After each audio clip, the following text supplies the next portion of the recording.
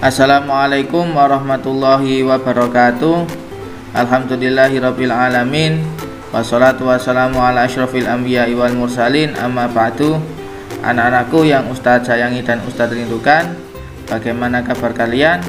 Semoga sehat selalu, istiqomah selalu, semangat selalu dalam belajar. Jangan lupa selalu menjalankan aktivitas-aktivitas mulia, mulai dari sholat duha, mengaji, membantu orang tua, dan lain-lain. Ya anak-anak, dalam kesempatan kali ini Ustadz akan memberikan materi tentang tanda-tanda akil baligh. Bisa dilihat pada pelajaran kedua.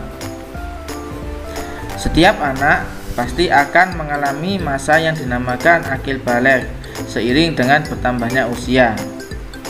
Nah, bisa dilihat dari bayi menjadi anak-anak, kemudian menjadi remaja, menjadi dewasa, dan menjadi tua seiring dengan bertambahnya usia kita. A. Pengertian akil baligh. Sebelum sampai pada usia baligh, anak-anak yang sudah bisa membedakan antara yang baik dan yang buruk disebut mumayyiz. Ini adalah pengertian dari mumayyiz. Usia mumayyiz terjadi antara usia 7 tahun hingga baligh. Meskipun mereka sudah mulai bisa membedakan antara yang baik dan yang buruk, tapi fisik mereka masih dianggap lemah dan belum mampu melaksanakan kewajiban. Ini adalah pengertian dari mumayyiz. Nah, kita lanjut. Istilah akil baligh berasal dari dua kata, yaitu akil dan baligh.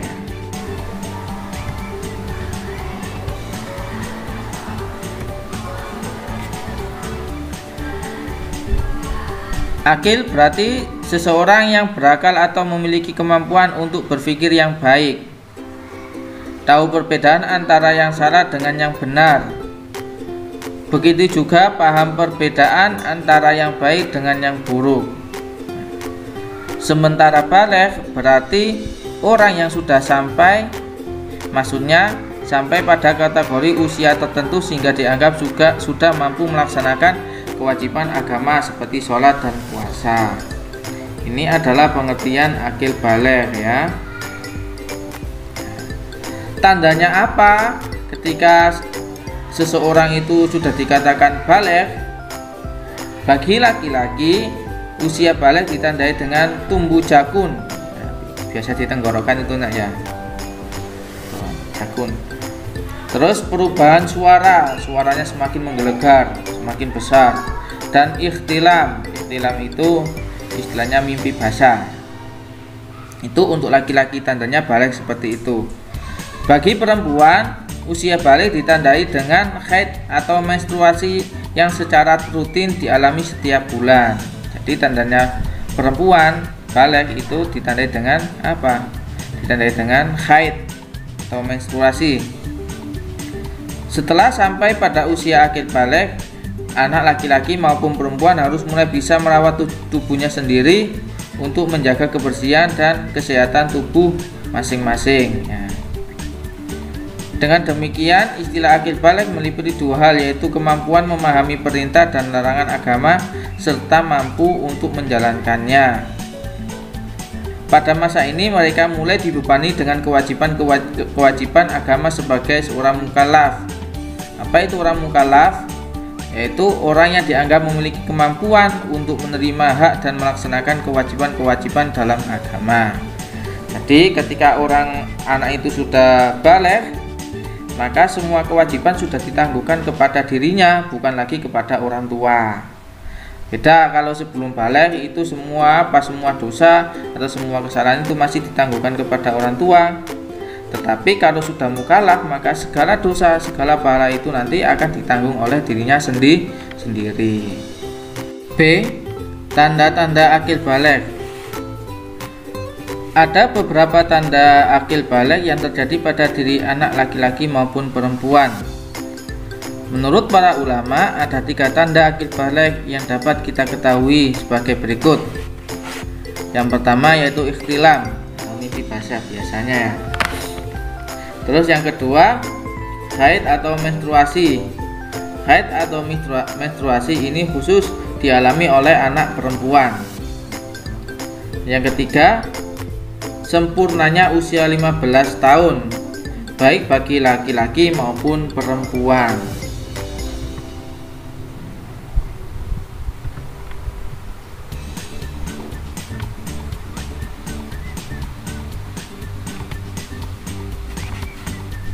Apabila kita mengalami salah satu dari 3 tanda di atas, maka kita sudah masuk usia akil baligh.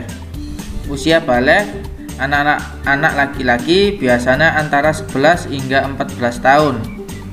Ini adalah usia untuk laki-laki ya, biasanya antara usia 11 sampai 14 tahun.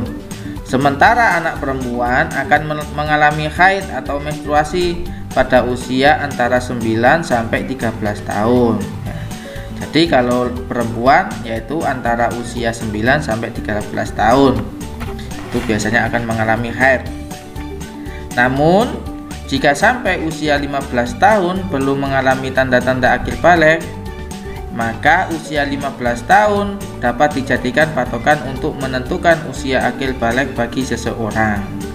Jadi patokannya itu seumpama sampai usia 15 tahun kok belum haid, belum ikhtilam atau yang lainnya bagi anak laki-laki, itu apa? Usia 15 tahun sudah dijadikan patokan bahwa dia sudah menjadi anak yang akil baligh. Seperti itu. Jadi tidak nunggu apa? Tidak nunggu haid atau kalau usia 15 tahun ya sudah baligh. Anak-anak yang sudah akil baligh hendaknya tidur terpisah dari orang tuanya. Mereka harus mulai belajar mandiri untuk mengurus dirinya sendiri dalam keluarga. Jadi anak-anak yang sudah baligh itu apa? Harus bisa lebih mandiri, tidak lagi membutuhkan kedua orang tuanya untuk melakukan apapun. Itu bisa dilihat pada gambarnya ya. Itu adalah yang atas itu anak perempuan sedang memberikan tanda pada tanggal keluarnya haid. Nah, itu biar apa? Kita tidak lupa. Nah, yang bawah itu anak laki-laki, seorang anak yang sudah akil baligh harus meminta izin untuk masuk ke kamar orang tuanya. Jadi ketika akil baligh kalau masuk ke kamar orang tua itu juga harus meminta izin terlebih dahulu. Bagi anak-anak yang berkebutuhan khusus, mereka tidak dapat dibebani kewajiban karena mereka tidak mampu untuk memenuhi kebutuhan hidupnya sendiri. Meskipun mereka telah sampai usia 15 tahun, mereka tidak bisa disebut akil baligh. Keterbatasan yang mereka miliki menjadi penghalang untuk menerima kewajiban agama. Ini pengecualian. Jadi anak yang berkebutuhan khusus itu meskipun usianya sudah sampai 15 tahun itu belum disebut akil baligh. Karena apa? Karena mempunyai keterbatasan tidak seperti manusia normal pada umumnya.